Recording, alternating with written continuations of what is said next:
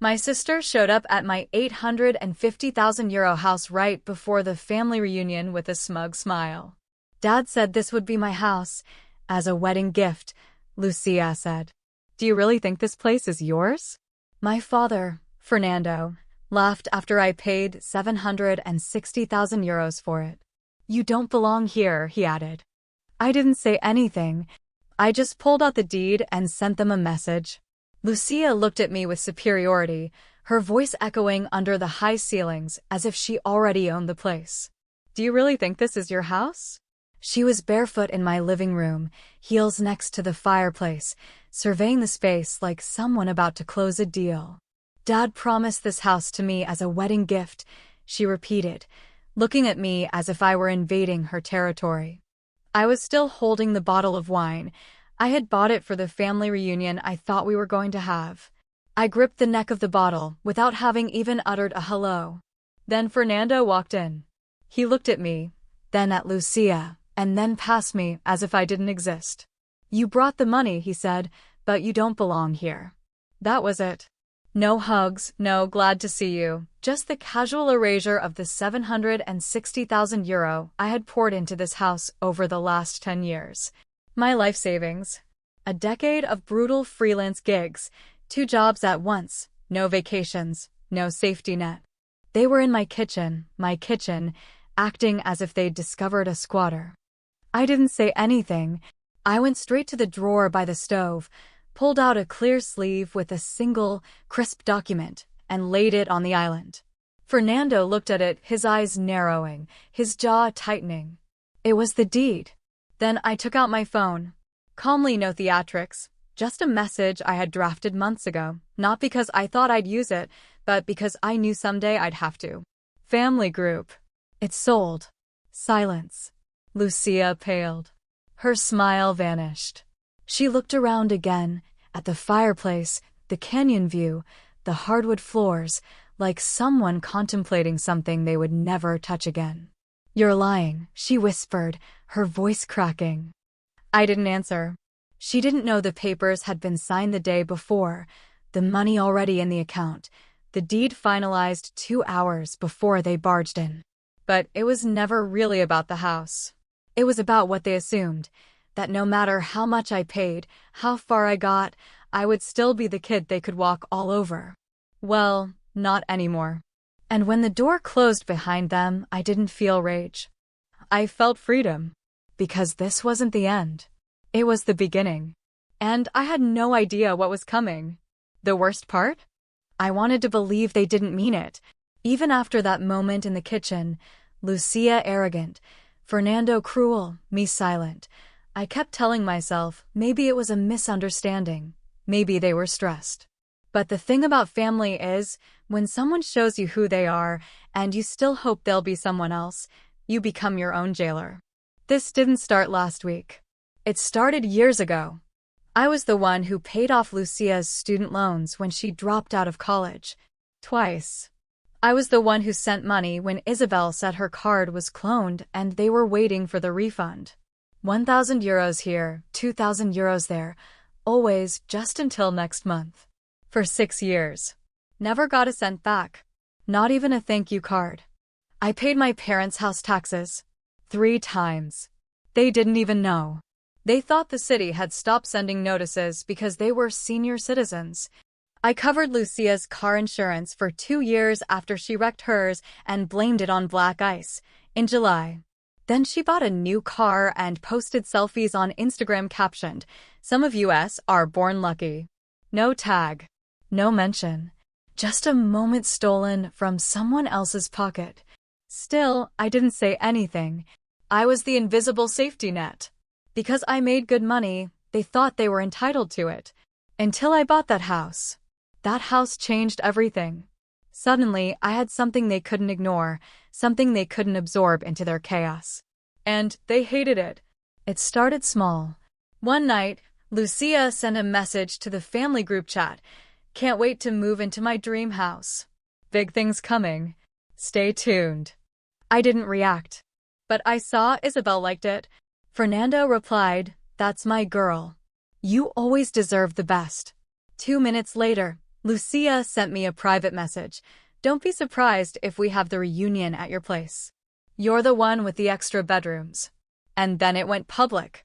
A photo of my house, taken without my permission, appeared on her Instagram story.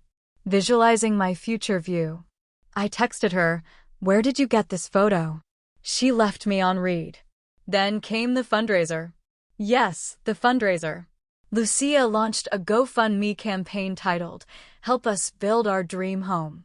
And in the description, she wrote, "This property has been in our family for generations. My brother is just the temporary occupant." Temporary occupant.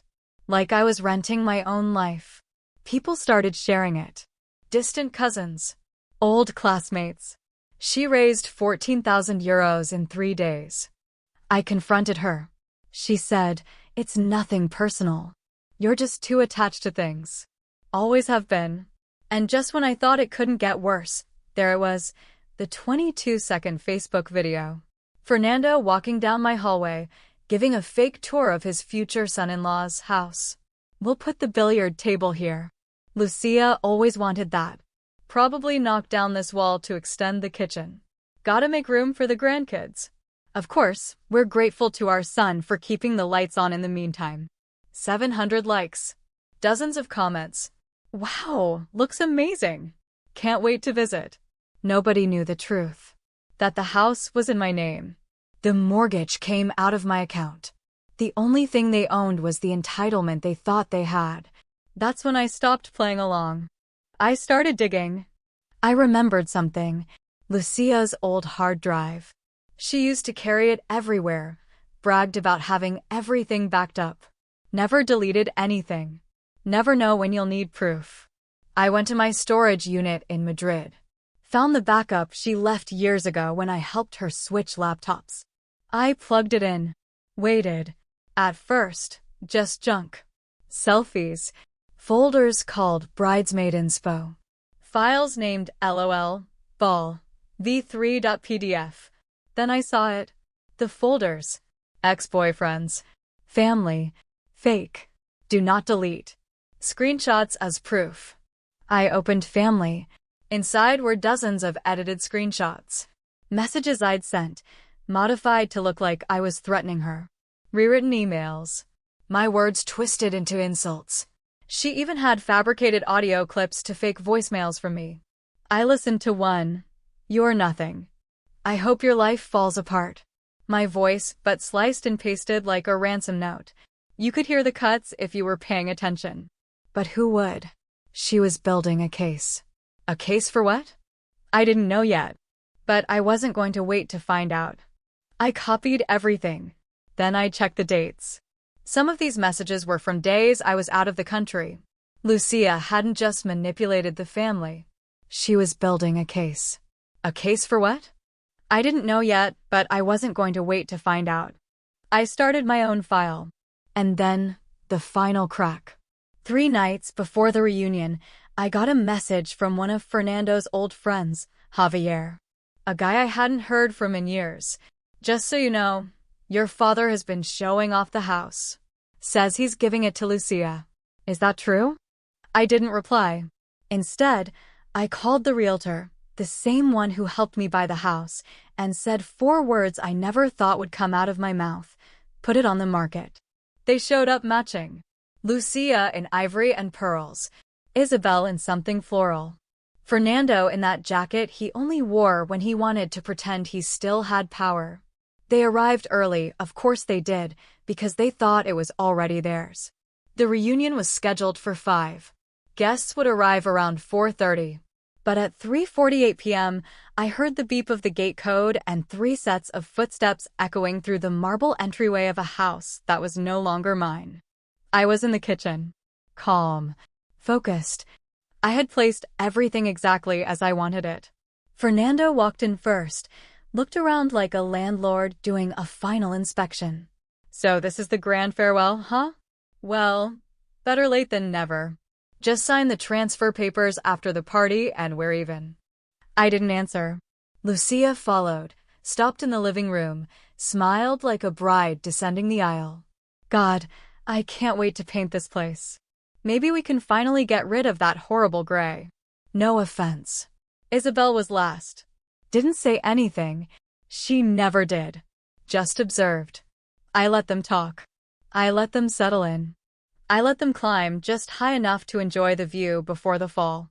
Then the doorbell rang. I opened the door, and there he was. Alvaro. Lucia's ex. The one she humiliated and discarded. The one who walked away after they'd wrung him dry. He looked better than I remembered. Jacket, folder in hand. Lucia's face crumpled. "What are you doing here?" she shrieked. Alvaro didn't answer. He walked in, nodded at me, and placed the folder on the kitchen island. "I think it's time the family saw who the real Lucia is," he said, his voice firm and clear. Then he opened the folder. Inside were screenshots, transcripts, and a printed timeline of messages and audio clips pulled from the hard drive I'd found. Dated. Verified. Enhanced. A friend of mine in forensic IT owed me a favor. Lucia lunged. "This is fake. You can't bring this trash in here." "Sit down," I said. My voice sounded lower than I expected. It didn't sound like a plea. It sounded like a sentence. She stopped. Fernando stepped toward the folder. "Read a single page." "Just one." His face didn't move. Then I spoke. "This is a message Lucia sent to Alvaro's boss, pretending to be an ex-girlfriend. She tried to get him fired." Silence. "And this," I continued, "is a fake chain of messages she created between her and me, where I supposedly threatened her." I picked up the tablet I'd prepped on the dining room table and tapped the screen. An audio clip played. My voice, but edited, choppy, altered. "You are nothing. I've always hated everything about you." Fernando flinched. Isabel took a step back. Then I dropped the drive on the table. "Everything she's lied about is here." Dated. Time-stamped. Retrievable. Lucia was shaking. "Are you putting on a show?" she yelled. "I'm ending one," I said. And then, the second guest arrived. My grandfather. Fernando's father. He hadn't spoken to any of us in over a year, but he was always the only one who said things as they were. He walked in quietly, with this quiet but intimidating presence. Fernando's face went white. Don Manuel walked to the table, looked at the papers. Then he looked at Lucia. "You were always just like your father," he said. Then he turned to Fernando. "You lied. You used this boy. You stole from him. And you let your daughter do worse." Fernando finally broke. "Don't come into my house, and it's not your house," I interrupted. I pulled a white envelope from my back pocket and slid it across the table. "This is the final transfer agreement. Signed. Witnessed. Closed. Yesterday." Lucia blinked. "You sold the house?" "Full market value. No discount. No gift. No inheritance." "But Dad said." "Dad lies." She turned to him. "You promised." He exploded. I said what I had to say. "Do you really think this is about you?" "I built this family." Don Manuel held up a hand. "No. You destroyed it." Then I looked at all of them. At Lucia, who used me. At Isabel, who allowed it. At Fernando, who manipulated every situation like a tired con man running his last trick. "You said I didn't belong here," I said. "So I'm leaving. But I'm taking everything you thought was yours." Then I turned and walked out. I didn't stay for the rest of the party. I didn't wait for the other guests to arrive. I left them standing there, in a house they thought was theirs, surrounded by proof that they'd built their lies on stolen loyalty. And the only thing louder than the silence behind me was the sound of the front door slamming shut. I didn't go home that night. Or the next. I checked into a hotel. One of those quiet, expensive ones I used to look at online and think, someday. I booked for 2 weeks. Paid up front. Not because I didn't have anywhere to go, but because I needed space. I needed to get far enough away to look at my life without them in the frame. Room service. Coffee on the balcony. Long walks without my phone. I texted my boss, Carlos, and told him I was taking a personal week. Then I turned everything off. Day 1. The first call came. Isabel. Then another. And another. 18 missed calls in a single day. I didn't answer. Day 3. Fernando broke the silence. What have you done? Everything is falling apart. I looked at the message. Saved it to a new folder titled, Their Burden Now. Day 5. Lucia showed up at the hotel. She didn't know which room I was in, but she was there, downstairs in the lobby, wearing enormous sunglasses and something in her hand. A paper? A folder? Maybe another performance. I saw her from the elevator. I stopped. And then I got back in. Let her stand there. Day 9. The notary called. Ramirez. The money had transferred. The house was officially sold. The account I'd quietly opened months ago was now active. Untouchable. Completely out of their reach. I didn't feel triumph. I felt quiet. That same night, I did something I'd been putting off for years. I filed the paperwork for Agencia Phoenix, S.L. My own company. A small, discreet firm offering property audits for people who suspected financial abuse or family fraud. No social media campaign. No grand opening. Just a simple website and a waiting list. Turns out, a lot of people are tired of being used by those who claim to love them. The clients came quickly. A former coworker. A friend of a friend. Even an investor Fernando, once mocked for not having guts, got in touch with a contract and a check. And, for the first time in years, I didn't feel like a plan B. But back at their house, the chaos had already begun. A neighbor from my old street texted me. Your mother came by asking to borrow money. Said they were having a disagreement. She was crying. I replied, don't believe anything she says. I'm not part of that story anymore. He understood. Week 4, I received a letter from Banco Hispano. Confirmation that my name had been officially removed from all accounts related to my parents' mortgage and expenses. They now had full financial responsibility. If they didn't pay, the collectors would come. I didn't flinch. I didn't call to explain. I didn't ask if they were okay. I just deleted the last password from my password manager. They say you've changed. That you want to destroy your family. That you're not the same son anymore. I replied with a single line. I just stopped destroying myself. That was the last answer I gave. No monologues. No confrontations. And then, finally, the silence came. No more calls. No emotional bombs disguised as concern. Just silence. But not the lonely kind. The kind that gives you peace. The kind that lets you sleep without clenching your jaw. The kind that lets you make breakfast without wondering who will ask you for something in return. The kind that turns silence into freedom, not punishment. The last time I saw them was the day I closed the door on that house. My house, which now belonged to someone else. 2 months passed. No calls. No messages. Nothing. Until the whispers started. It wasn't reunion. It wasn't repentance. It was damage control. One of my Agencia Phoenix contacts forwarded me a name from a fraud detection report. Someone was applying for housing assistance with a questionable income history. The applicant? Lucia. Co-signers? My parents. I didn't intervene.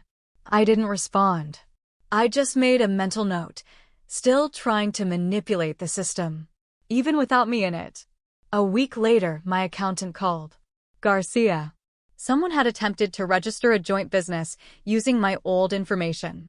The IP address traced back to Fernando's town. Game on. But I didn't yell. I didn't warn. I simply cut. Closed every shared account that remained. Cancelled the last permission Isabel had to just check the balance. I renamed my agency. Re-registered the legal entity under a new parent company. Severed every thread they could use to reach me. And then I did something final. I changed my name. Not for show. Not for drama. But for ownership. I took Don Manuel's last name. The only man in that family who ever looked me in the eye and didn't flinch when I cried. My first name stayed, but somehow it sounded different now. Freer. The new office was small. Clean. Precise. No distractions. No clutter. No people I didn't choose. Above the entrance, I mounted a silver plaque. We do not work with family here. People asked if it was a joke. It wasn't. It was a declaration. At the opening, I didn't invite anyone from the past. No old family friends. No, but he means well, relatives. Just my team. People I trusted. People who didn't need me to be their emotional support system to function. And then, something quietly perfect happened. One morning, I stopped for coffee. Same order, same place. And I heard a voice behind me. My mother. Isabel. I hadn't heard her voice in months. It sounded exactly the same, and yet, smaller. She saw me. Froze. I turned. Looked her directly in the eye. And walked past her as if she were no one. No anger. No words. Just silence. For the first time in her life, she didn't say anything. And, for the first time in mine, I didn't care. My apartment now. High ceilings, big windows. Furniture I chose. No inheritances. No ghosts. No clutter. There isn't a family portrait on the shelf. Just one framed photo. Me, standing in front of the new office, holding the keys like a sword. And in the mailbox, a new last name. No history, no shame. A neighbor once asked me why I chose it. It's a tribute, he said. I didn't answer. It's the only name that never lied to me. There's something powerful about disappearing without explanation. About letting people tie themselves in knots, trying to understand why you stopped answering, why you stopped saving, why you stopped being the one who always came back. They don't understand it wasn't overnight. It was a slow burn. Years of small betrayals, swallowed pain, invisible sacrifices. Until one day, I simply walked out of the fire and didn't look back. I still get questions from strangers, from people who heard something happened. They ask, "Do you miss them?" I smile and say, "You can't miss what you never had." Because what I had wasn't love. It was control. And the moment I stopped letting them use it, their whole house of cards came tumbling down. One night, I passed by the office after hours. The silver plaque above the door caught the light, just at the perfect angle. "We do not work with family here." It shimmered. And below it, that week, I added a second line. A new inscription. Small, but permanent. If you think I owe you anything, then you were never really family. Nobody will see it unless they're looking. But they will see it. Because I know how these stories travel. I know sooner or later, someone will come to that door, wondering what became of the quiet kid who handed out money like Band-Aids. They'll see the plaque. They'll see the name. And they'll know. He's gone. And the man who replaced him doesn't bleed for anyone. I'm not their shield anymore. But I learned how to protect myself. And this time, I didn't fail.